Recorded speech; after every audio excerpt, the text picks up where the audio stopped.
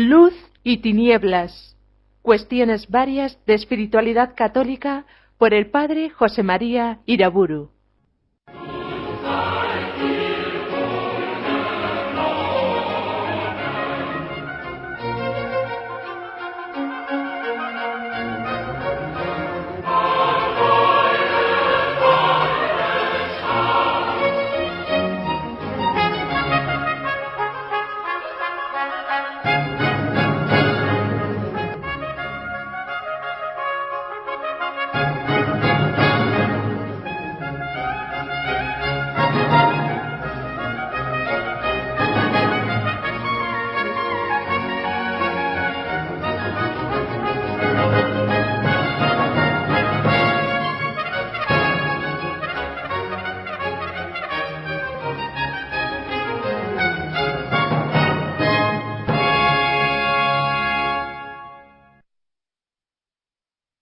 En el nombre del Padre, del Hijo y del Espíritu Santo. Ya vimos cómo el Ave María se fue formando a lo largo de la Edad Media, hasta alcanzar la forma actual que conocemos. También en ese tiempo es cuando en ambientes benedictinos, cistercienses, cartujos, dominicos y otros, se fue formando poco a poco el rosario, tal como hoy lo rezamos. A partir sobre todo del siglo XIII, el rosario viene a ser hasta el día de hoy lo que podríamos llamar el oficio divino del pueblo cristiano. Antiguamente se llamaba también el Salterio de María, haciendo referencia a que las 150 Ave Marías del rosario venían a ser algo semejante a los 150 salmos del Salterio. Y lo mismo que al rezar el oficio divino, al terminar un salmo se reza el Gloria, también al rezar el rosario, al final de cada decena se reza el Gloria a la Trinidad.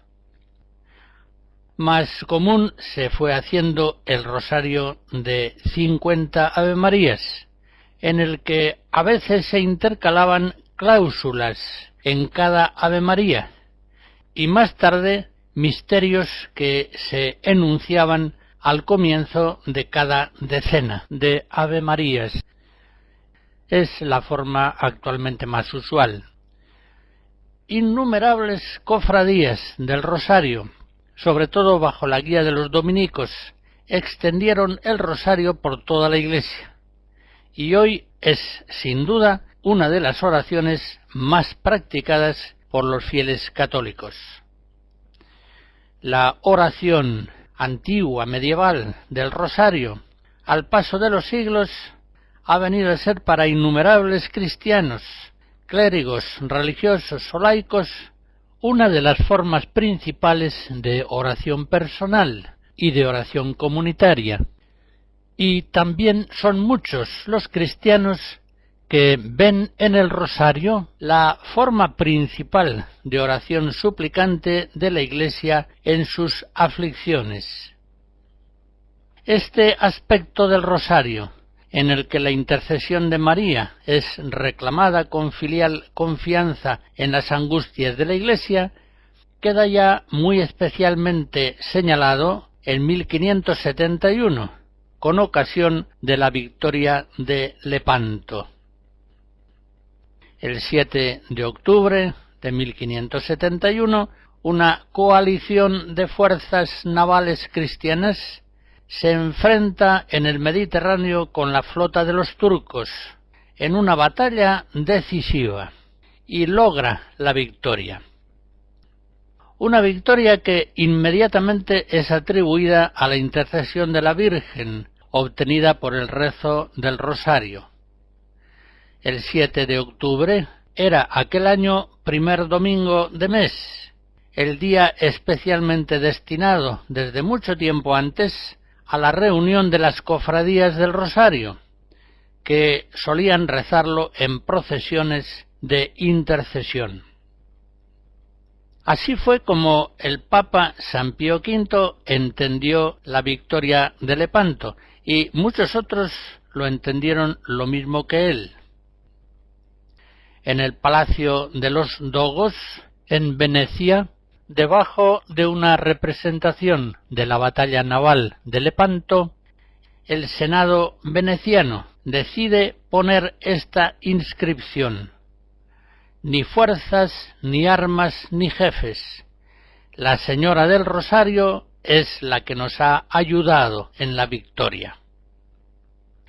Los papas siempre han apoyado con máximo empeño el rezo del Rosario a María. La conmemoración de Nuestra Señora, la Virgen del Rosario, el 7 de octubre, tiene su origen en San Pío V, a petición del dignatario español Luis de Requesens, precisamente para conmemorar en su aniversario la victoria cristiana sobre los turcos en Lepanto, y para difundir así esta devoción mariana, esta oración de la Iglesia en tiempos de aflicción.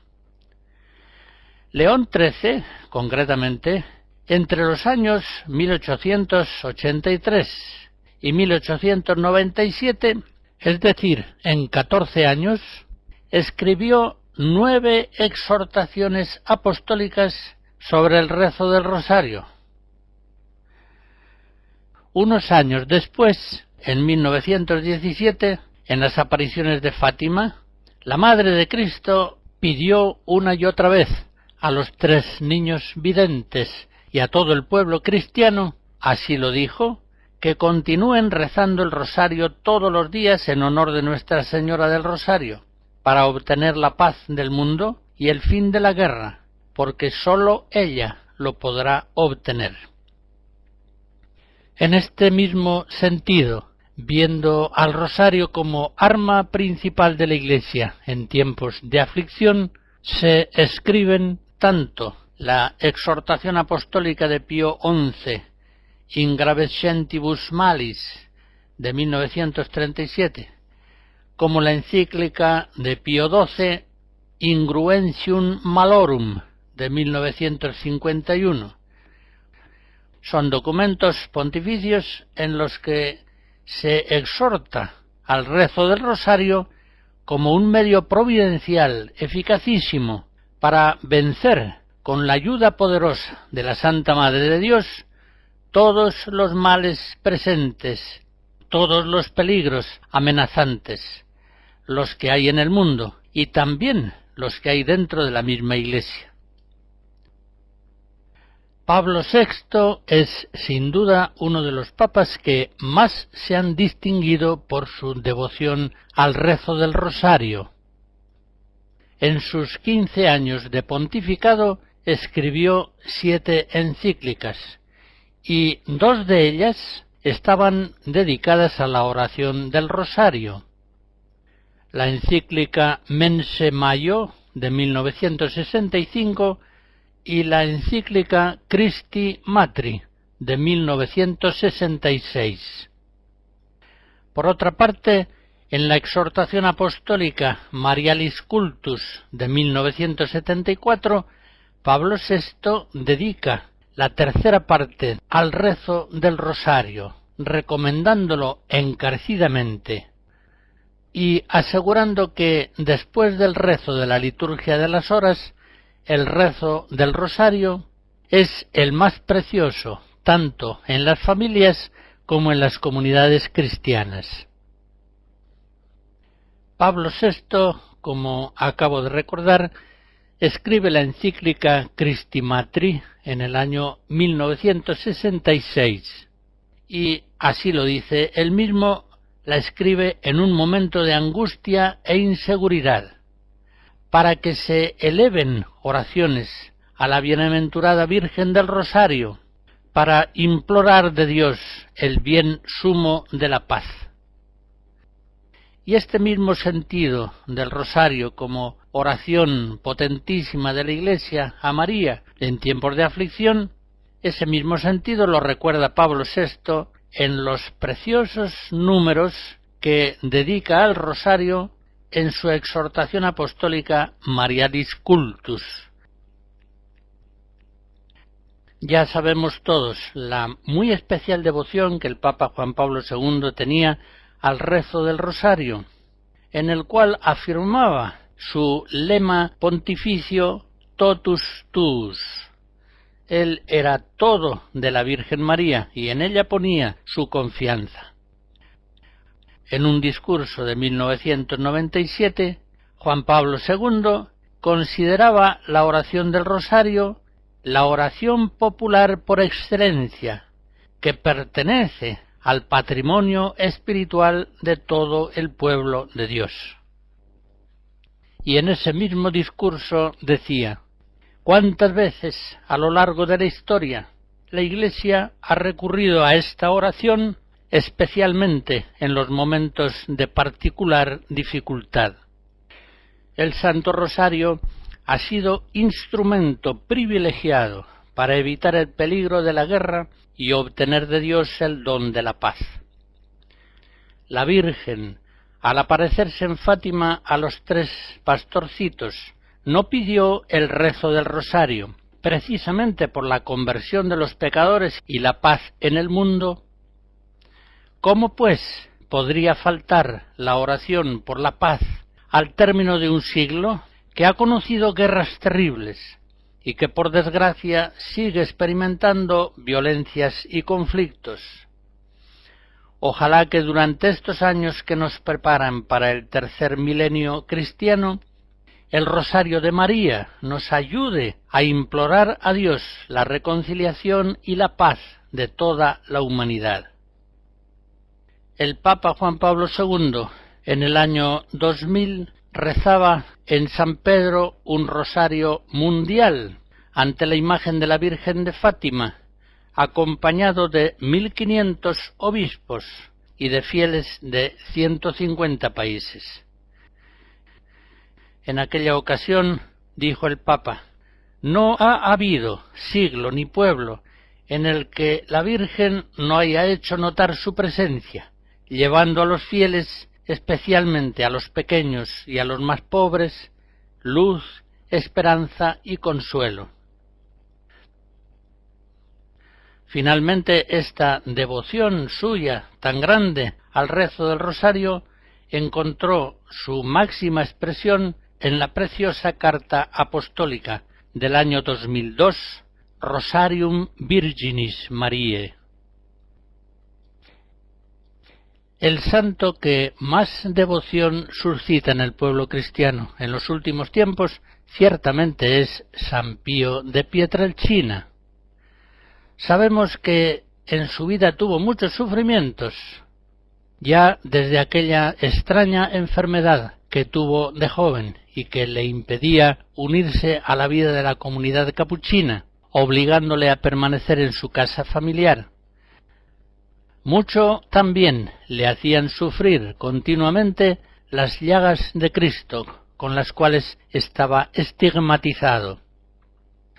También, como sabemos, hubo de padecer no pocas persecuciones, no sólo del mundo incrédulo, sino también dentro de la misma Iglesia.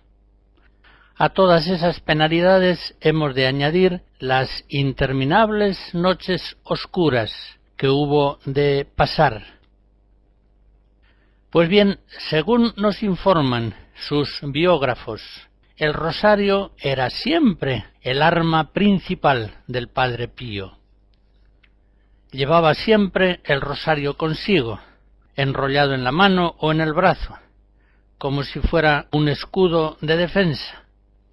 Tenía rosarios en todas partes, bajo la almohada, en la mesilla de noche, en los bolsillos, donde quiera. Era el religioso del rosario. Consideraba él el rosario como su arma predilecta contra toda clase de enemigos. En cierta ocasión en que estaba enfermo, postrado en cama, notó que se le había extraviado el rosario, y le dijo al padre que le asistía: «Oye, mira bien, a ver si encuentras mi arma, tráeme enseguida el arma». El padre entendió pronto que se refería al rosario. El rezo del rosario era la oración preferida del Padre Pío. Lo recitaba de continuo, misterio tras misterio, todo el tiempo disponible lo dedicaba a rezar el rosario. En una nota que se conserva sobre sus devociones particulares dejó escrito: diariamente recitaré no menos de 5 rosarios completos. Él mismo confesaba que era un devorador insaciable de rosarios. Unos devotos suyos le preguntaron días antes de su muerte: «Padre, ¿y qué es lo que nos podría decir ahora? ¿Qué es lo que nos recomendáis?». Y él les respondió: «Amad a la Virgen y hacedla amar. Rezad el rosario, rezadlo siempre, rezadlo cuantas veces podáis. Es verdad, sí, que Satanás impera en el mundo, pero impera porque otros le dejan imperar. ¿Es que puede acaso un espíritu dominar de por sí a nadie si no se une a las voluntades libres de los hombres? Quien mucho ora se salva de seguro. Quien ora poco está en peligro de no salvarse, y quien no ora nada, ese está en camino de perdición. La oración del rosario es la oración que hace triunfar de todo y a todos. Ella, María, nos lo ha enseñado así, lo mismo que Jesús nos enseñó el Padre Nuestro». Mozart, Misa de la Coronación.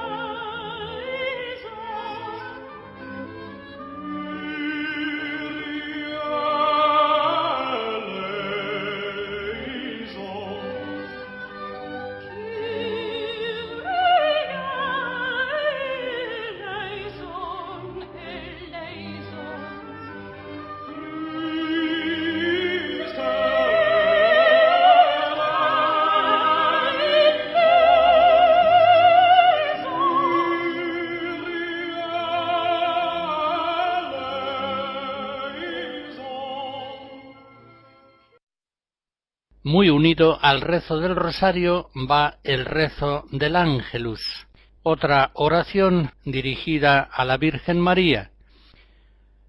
Fue también este rezo, como el rosario, impulsado por los papas para pedir ayuda al Salvador con ocasión de grandes penalidades de la Iglesia, de graves peligros.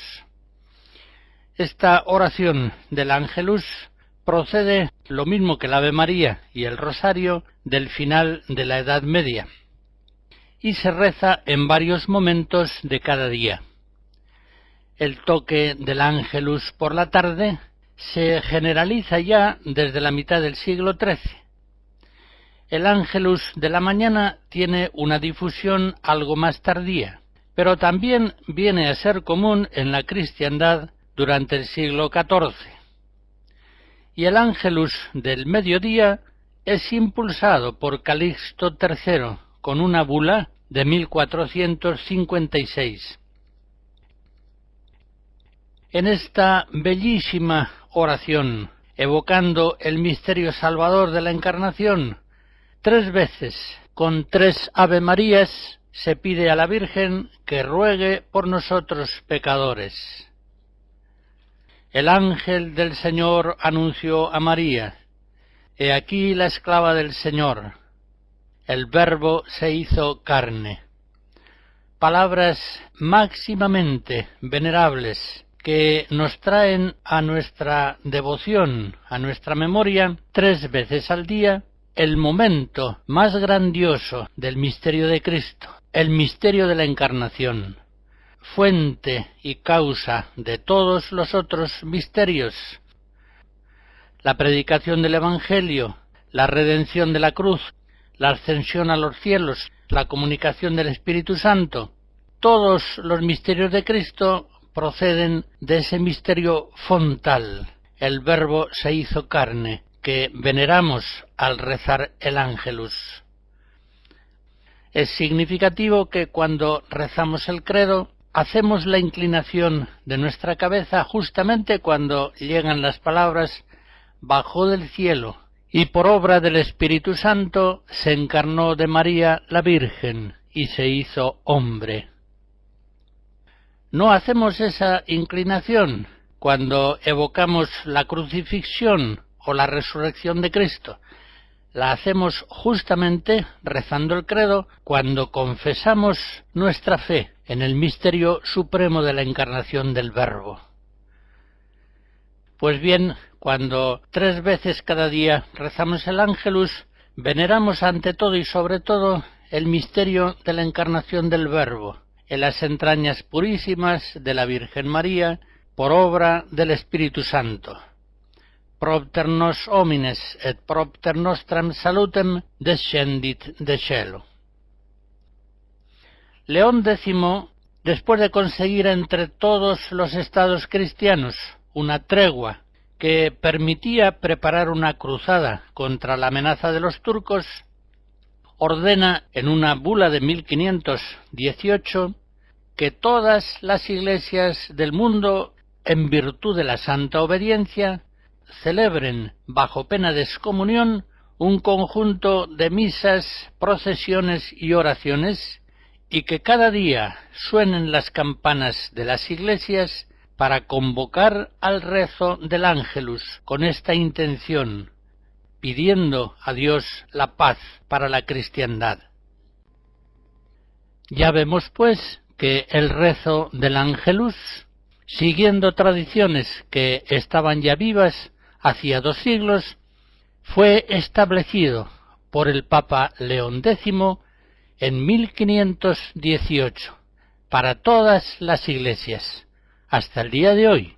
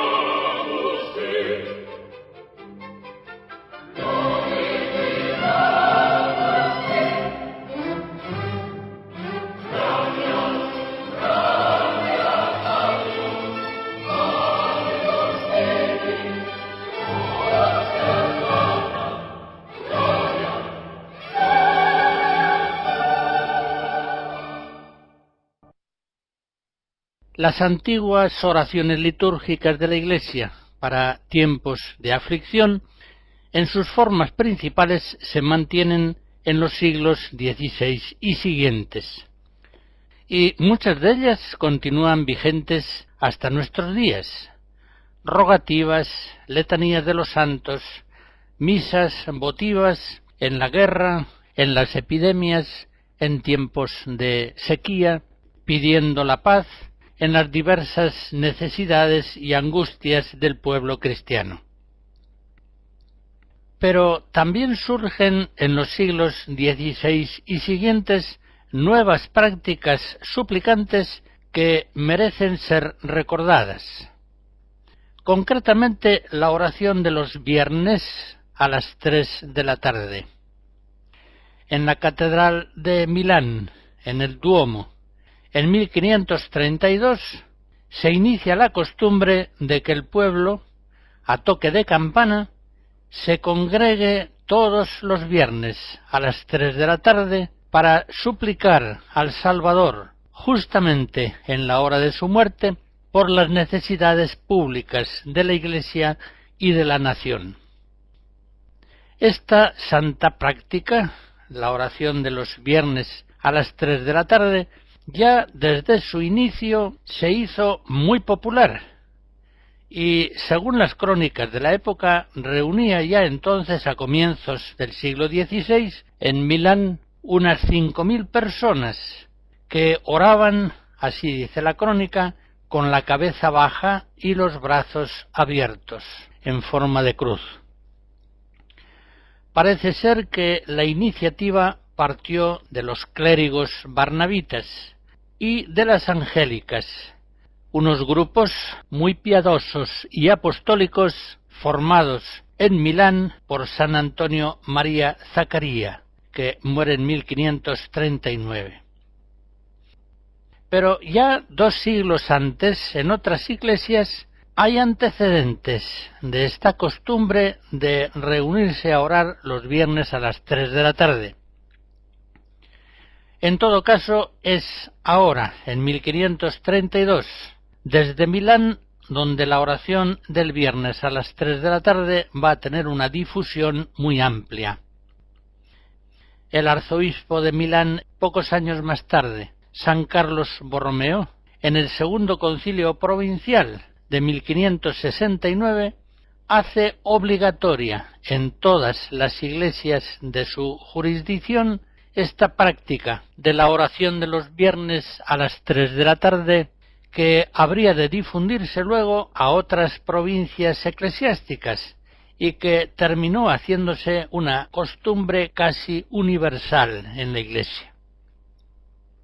En esa costumbre piadosa admirable podemos encontrar sin duda un antecedente del rezo del Rosario a la Divina Misericordia a las 3 de la tarde, difundido por Santa Faustina Kowalska en el siglo XX en la Iglesia.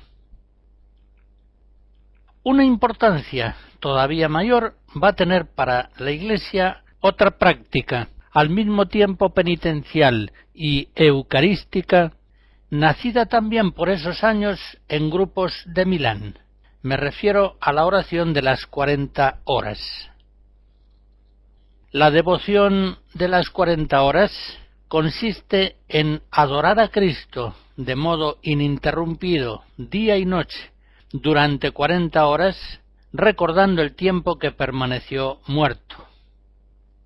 Esta devoción, partiendo de prácticas medievales y todavía más antiguas, llega, como digo, a su forma plena en Milán a principios del siglo XVI, cuando ese tiempo continuado de oración, 40 horas, se realiza precisamente ante la Eucaristía.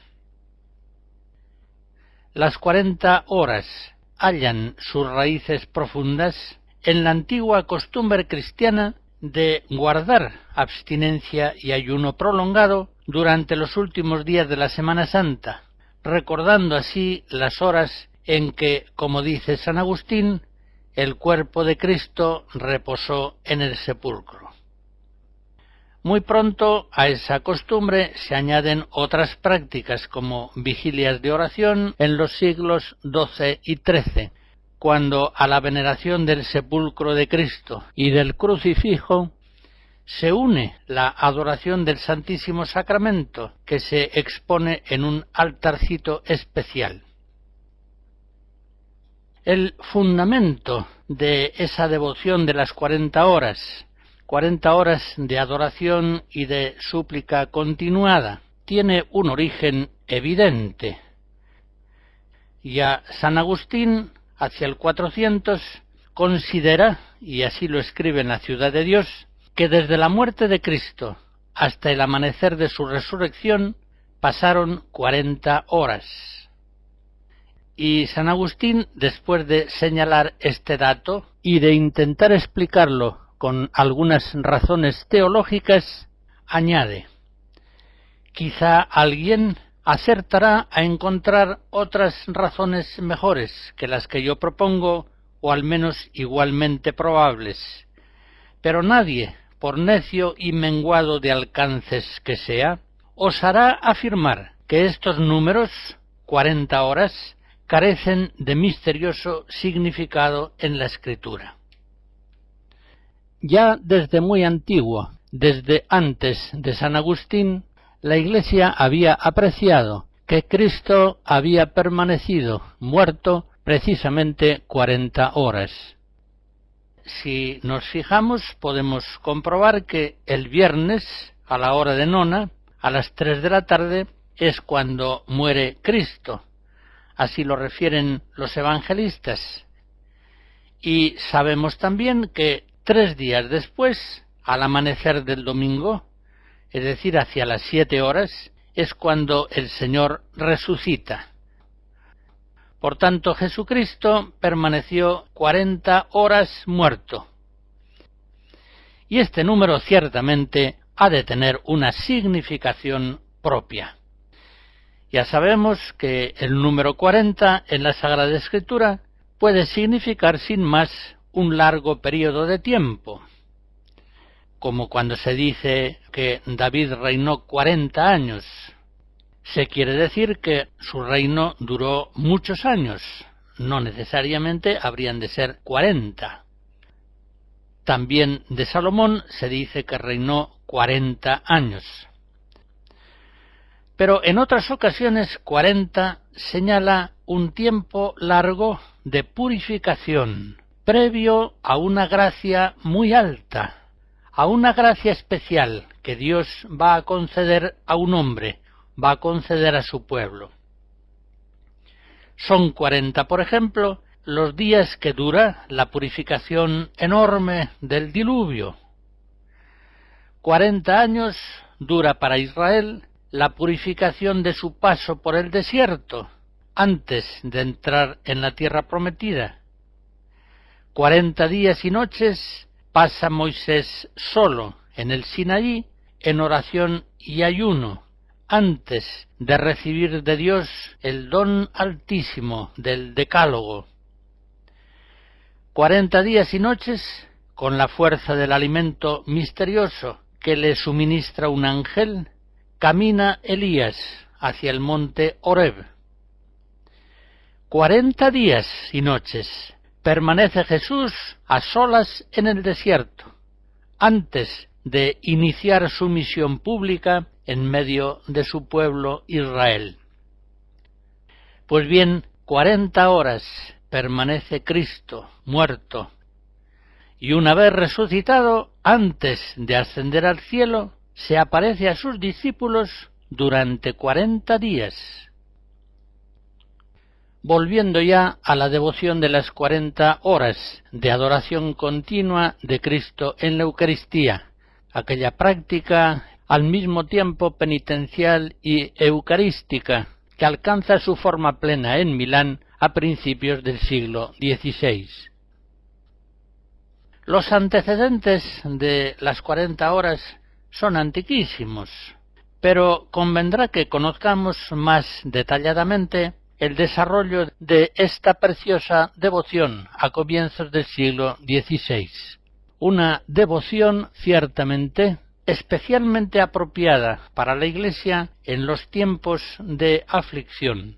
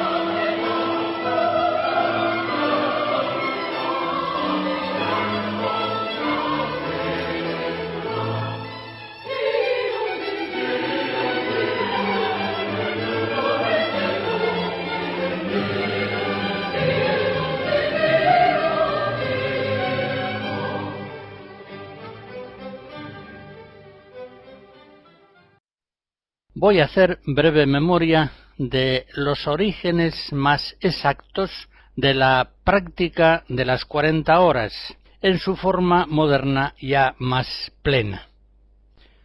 En 1527 se produce el saqueo de Roma, bajo las tropas del emperador Carlos V. Corren en Italia tiempos terribles, guerras extremadamente crueles, incendios, muertes, hambre. Cunde en la población el espanto y la desolación.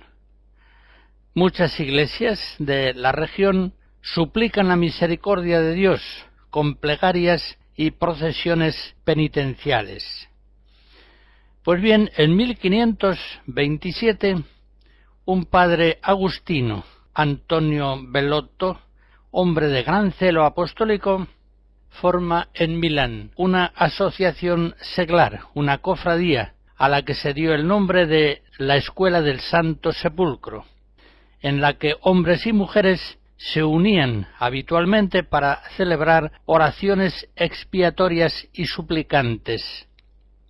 Su sede era precisamente la Basílica del Santo Sepulcro, que era y sigue siendo en Milán sumamente venerada. Aquella cofradía, además de sus reuniones acostumbradas de oración suplicante, se obliga también a celebrar la oración de las 40 horas en el triduo de la Semana Santa y también en otras 3 ocasiones, en Navidad, la Asunción y Pentecostés.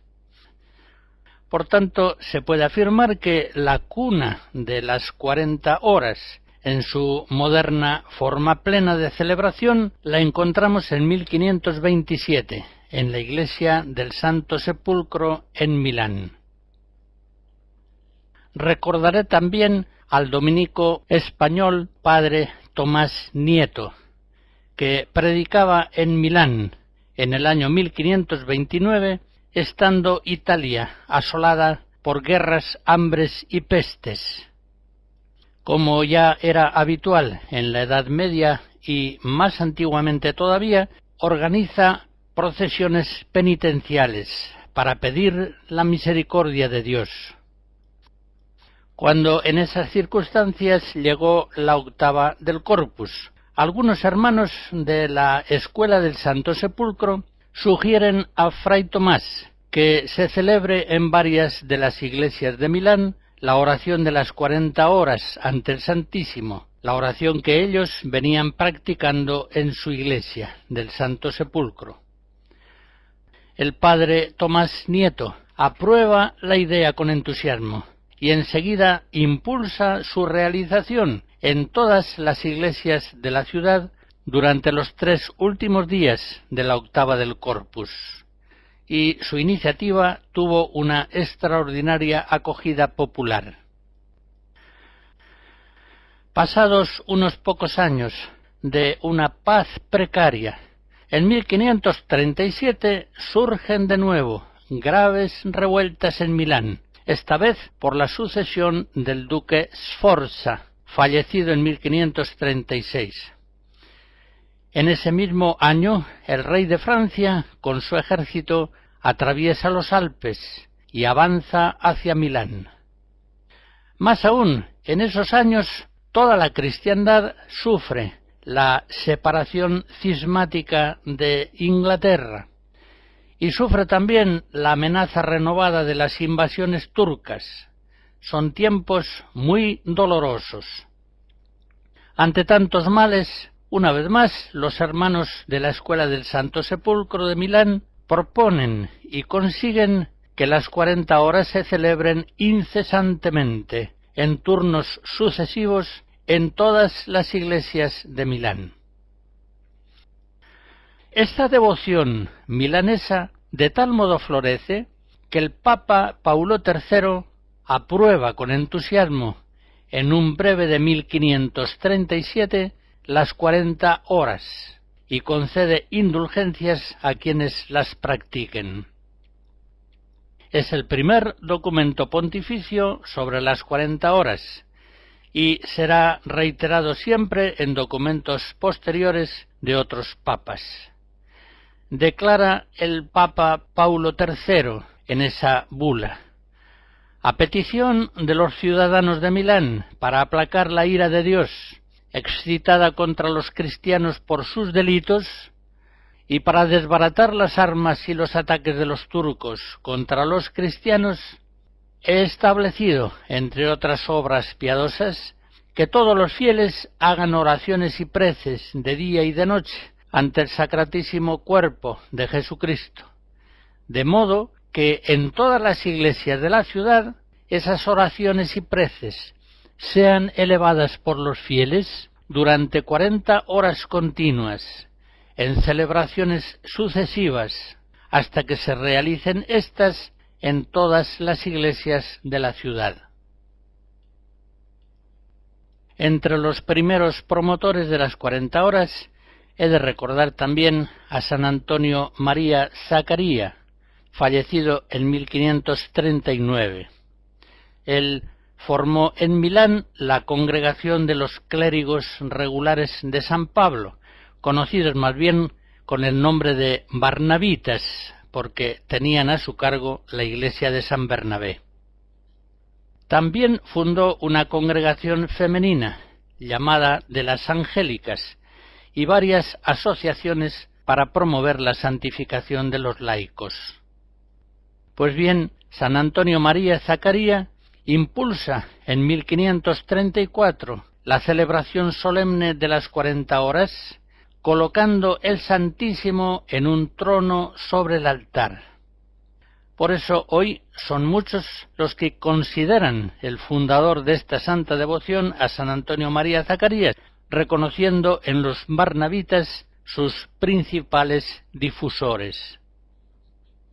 También quiero recordar al capuchino padre José de Ferno, fallecido en 1556. Estaba destinado en Milán por la recién nacida orden capuchina, y era él un gran predicador popular, que promovía con entusiasmo esta devoción de las 40 horas, oracional, penitente, eucarística. Él es, en las muchas misiones populares que dio por la región, el principal difusor de las 40 horas en muchos lugares de Italia. Y a ello colaboraron siempre sus hermanos de la orden capuchina, grandes predicadores de misiones populares. También la Compañía de Jesús se unió a este noble empeño de difundir las 40 horas continuas de adoración del Santísimo, y, por ejemplo, en 1584 fundó en Venecia una compañía de las 40 horas. Como ya he indicado, esa devoción a las 40 horas que se inicia en Milán se va difundiendo por toda Italia, y enseguida pasó a Roma, y allí precisamente en la cabeza de la cristiandad es donde halló su máximo esplendor. El arraigo de esta devoción en Roma se debe principalmente a San Felipe Neri, muerto en 1595, y también, por supuesto, a sus compañeros del oratorio por él fundado. Siendo todavía joven, en 1548 San Felipe funda en Roma una cofradía que se obliga a la celebración mensual de las 40 horas. Un biógrafo de San Felipe Neri cuenta cómo el santo, todavía muy joven, cuando se celebraban las 40 horas, hacía cada hora una breve exhortación. Y después, mientras duraba la prolongada oración, Felipe normalmente no se retiraba nunca. Velaba de día y de noche, 40 horas continuas, e iba llamando a cada uno cuando le llegaba la hora asignada. Y cuando la hora concluía, avisaba a los que tenían que dejar paso a los siguientes. Con una campanilla tocaba la señal y decía: «Ánimo, hermanos, ha terminado la hora, pero no ha terminado el tiempo de hacer el bien.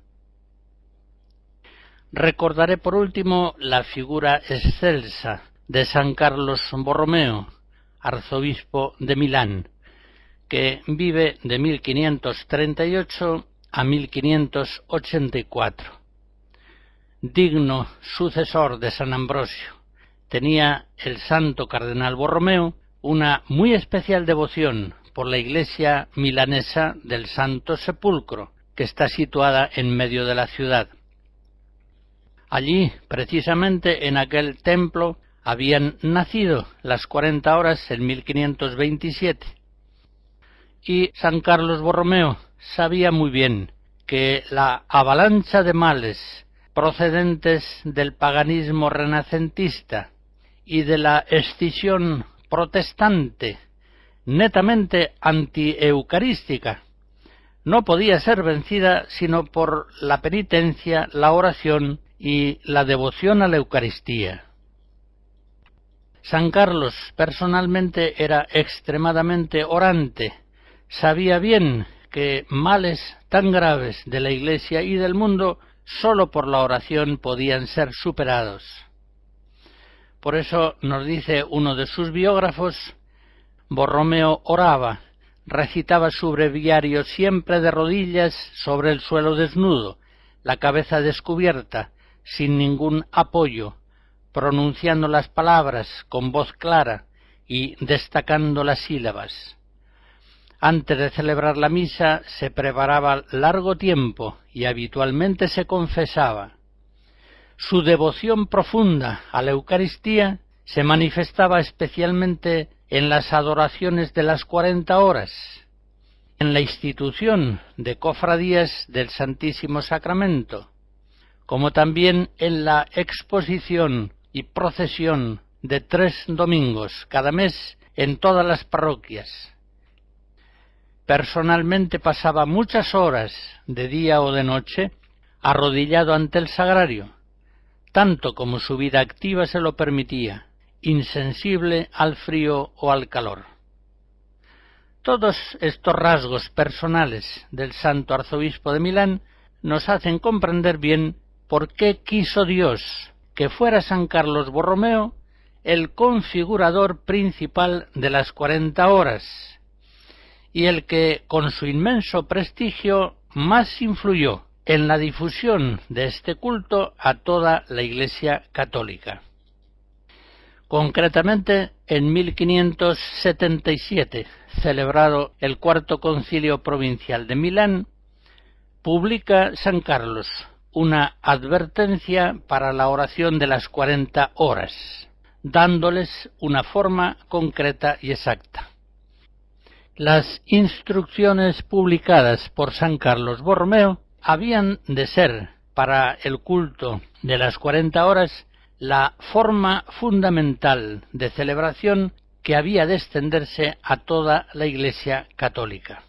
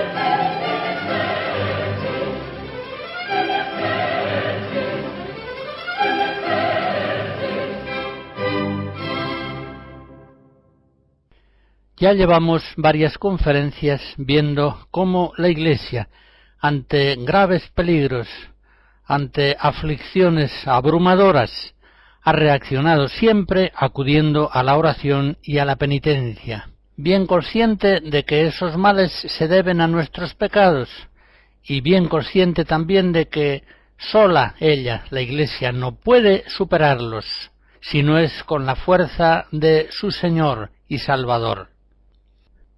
Los judíos persiguen a la Iglesia en su mismo nacimiento. Vienen enseguida las persecuciones romanas, las invasiones de los bárbaros, las herejías de los siglos IV y V, las pestes de la Edad Media, el paganismo renovado del Renacimiento, la tragedia del protestantismo, las persecuciones del liberalismo, de la masonería, del comunismo, la apostasía de estos últimos tiempos. Pues bien, una vez más, aprendiendo de su propia historia, la Iglesia ha de enfrentar y superar la avalancha de los males presentes: incredulidad, aborto, divorcio, pornografía, anticoncepción, falta de vocaciones, de fuerza misionera, acudiendo al Señor, acudiendo al Salvador en oración y en penitencia. La bendición de Dios Todopoderoso, Padre, Hijo y Espíritu Santo, descienda sobre ustedes y les guarde siempre. Amén.